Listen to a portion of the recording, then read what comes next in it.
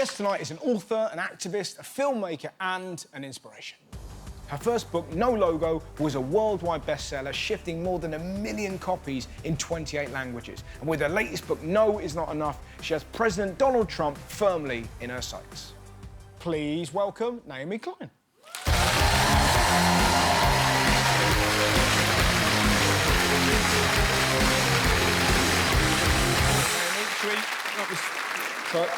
Sorry, I'm very awkward. Thank you very much for coming on the show. Like doing that Trump thing of not knowing what to do. What's the Trump thing of not knowing what to... Well, I think the latest handshake incident on the world tour. Right. He just couldn't figure out how to shake leaders' hands. So you're accusing me of being like Trump? No, I'm like that. Oh. I'm like that. No. You're like Trump? Well, no, I'm not like Trump. Neither of us are like Trump at all. Yeah. That is definitely newsworthy, isn't it? Naomi Klein says she's like Trump. But it's very interesting. That leads us straight into the several... I mean, I've read your books, amazing. It's really exciting meeting you.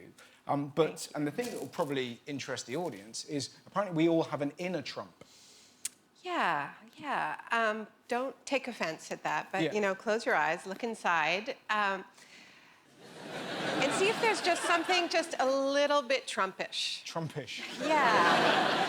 And I say this because I think one of the dangers of Trump is that he's just so outrageous, so awful, that it's tempting to treat him as this aberration, this almost like a Martian from outer space. Right. And the truth is, he is just the worst of us, like the worst of the culture. Right. Not just American culture. Yeah. You know, I'm Canadian, and one of the things that worries me is that there can be this kind of smugness effect because of Trump. Like, everyone's better than Donald Trump. So we can all sort of feel really good about ourselves for not, you know, being as bad as the Americans right now. Right. Yeah. But like, I heard you talk about Boris. Like, you have your own problems. Oh, yes. You know? So the inner Trump is just a recognition that he is a product of the culture that we're all in. Okay. A really exaggerated form. Yeah. I sometimes use the metaphor that he's kind of like the fatberg under London's sewer system, where it's just sort of like all that is bad and gross has sort of found itself in this figure, and it's wearing a suit and sort of stumbling around the world stage, right? Yeah. Like racism, misogyny, the worship of wealth, just you know, treating everything and everyone like a commodity. It's just all of that. I was thinking about this, the whole kind of inner Trump thing. I was thinking if there was some way of putting, like, another person into his brain, that might help us. I'm not sure if you're familiar with, like, Mary Berry.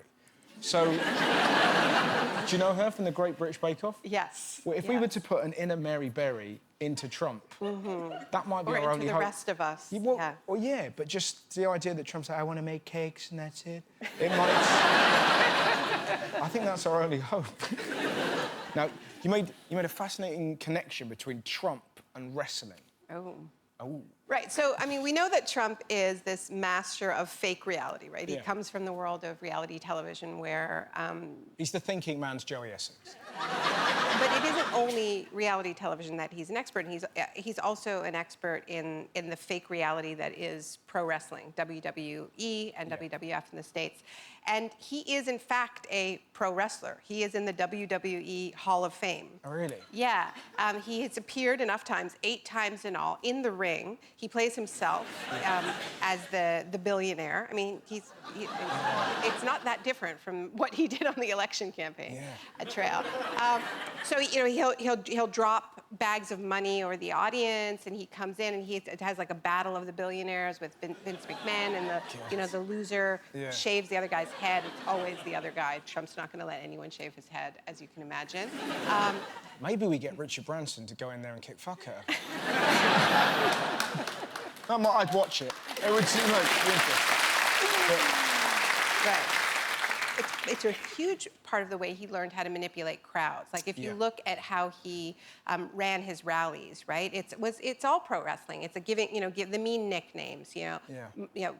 Marco Rubio is Little Marco, and Ted Cruz is Lion Ted, and Hillary is Crooked Hillary. I mean, this is pure pro wrestling stuff. Yeah. And then the way he would bring the crowds at these rallies, which were sort of like a cross between like a Nuremberg rally and a WWE match, right? Where there's an enemy. The enemy was the press, so he would get the whole crowd to turn on the press or to turn on a Black Lives Matter protester who was in that crowd. And there is this feeling of like, is this really happening? Yeah. Like, is it real? Is it not real? Is it safe to go as far down this road as we're going? And it's part of the recipe, I think, that got him elected. How do we defeat him? So I think the way you defeat Trump is you recognize that he is a symptom. He is a symptom of a crisis. He's not the crisis. Yes. It's kind of like what happened with Brexit here, right? Yeah. Where the campaign was take back control, and it tapped into legitimate fears and a reality that people have lost control over their democracies. And it channeled that rage in the wrong place. So it channeled it at immigrants. It channeled it at the most vulnerable. But the way you defeat it is you don't say everything's okay. You actually name the real crisis, which is a crisis of our elites and a concentration of wealth at the very top. And you propose real solutions that are going to create those jobs and meet people's most pressing needs. Yeah. That's the way you defeat Trump, with a yes, not just a no. Yeah, I think that's the main thing that comes from your book, is that it's the idea that we have to create like alternate hope rather than just kind of moaning about Trump. Yeah, and have confidence in it. I was fascinated by, there's another phrase in your book, culture jamming, which I thought was very interesting. It's like, if I've got this right, it's the idea that Trump promotes himself as rich and wealthy and powerful, and if we attack the things that he promotes, that will bring him down. And as someone that's thrown comedic rocks at Trump, it feels like we're all kind of, you know, sort of culture jamming the best we can. It doesn't feel like it's working. Do you know what I mean? Yeah, and I think there is this double-edged challenge around comedy, right? Where part of what Trump benefits from is being so over the top that you can't quite believe he's real. Yes. And so the more we turn him into a joke, the more sort of unreal it becomes. Yes. And so I think it's a really tough time to figure out how to do political comedy in a way that doesn't actually provide just that release. Because I'm not sure I want people to have too many releases. Like, we actually need to organize. And if we are, whether, it's just an online action that doesn't amount to much, or whether it's just laughing, if we release all of the energy that is out there, we're not going to have much left over to build the kind of movement that could actually defeat him in time for the next election. Here's another question I've... Like, as someone that pays such close attention to all the horrors and all the intricate horrors of the world, what makes you happy? Do you know what I mean? Like, I feel bad for you. You just constantly go, oh, God, oh, Jesus. what makes you tick? I like the fact you're having to think about this. No. Just ice cream. I mean, I have a 5-year-old who brings me a huge amount of joy and forces a certain amount of just silliness in daily life, because he's a pretty silly guy. Well, that's good to know. That makes me happy. And I'm Canadian, so I like nature. That brings me a lot of joy. Yes. Yeah. The thing that freaks me out about, I did some gigs in Toronto, and I didn't know this, but you know when you go out to have like a weekend away in a cottage? In a cottage. You call it cottaging. Are you familiar with this? I am. So I found out about British this in a friends. gig. Yeah, exactly. And cottaging in the UK means to have sex in a public toilet. So there are all these wholesome Canadians talking about... Well, this is it. Like, I didn't know, and this guy said, hey, you should come cottaging with us. I was like, mate, Jesus. Like, I'm enjoying myself, but... and he genuinely went, it's right, there's going to be water sports. You're like, Jesus But, yeah, well, that's good to know. And Justin Trudeau might jump out of a cave without his shirt on. That happens all the time.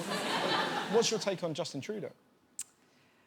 Did you guys see what he dressed up as for Halloween? To be honest, I think all we really know about him is that he's quite a dish, and that's it. Yeah. Like, it's kind of, but again, that's kind of the main thing that comes over.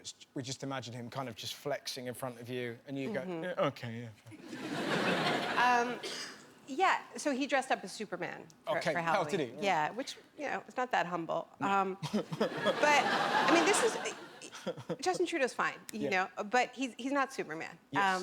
And this is one of our problems in the age of Trump, is that when you've got this cartoon supervillain Yes. in the White House, like, it doesn't take much to be Superman. Like, you can just send out a tweet, you know, saying, like, I care about climate change, and everyone's like, you're amazing, why can't you be our president? Yeah, yeah. So there's a lot, he's getting a lot of encouragement for very sort of symbolic acts. Right. And it's nice, you know, it's nice to have a prime minister who's projecting a very progressive vision. You know, he says refugees welcome. He says, you know, he cares deeply about climate change.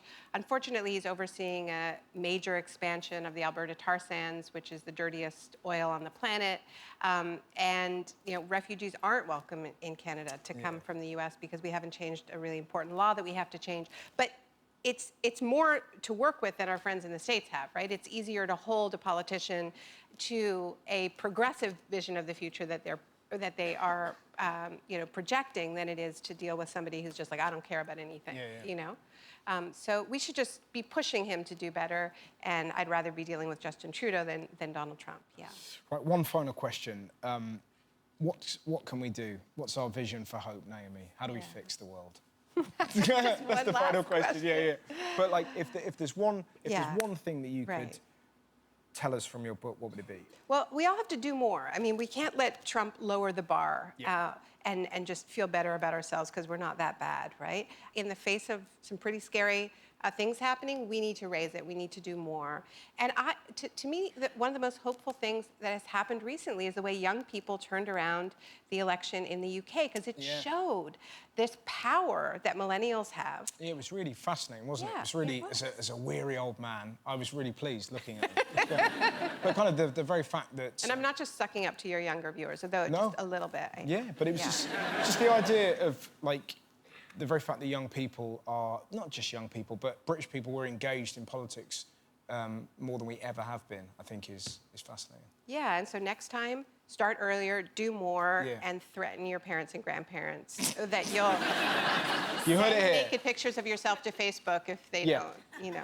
So that is it. We have to send photos, I believe, of our grandparents naked, is that what you said? That's how we fix the world. I really enjoyed that. A genuine pleasure. Thank you very much, Naomi. Thanks so much. Ladies and gentlemen, the wonderful Naomi Klein! That was so great. So great.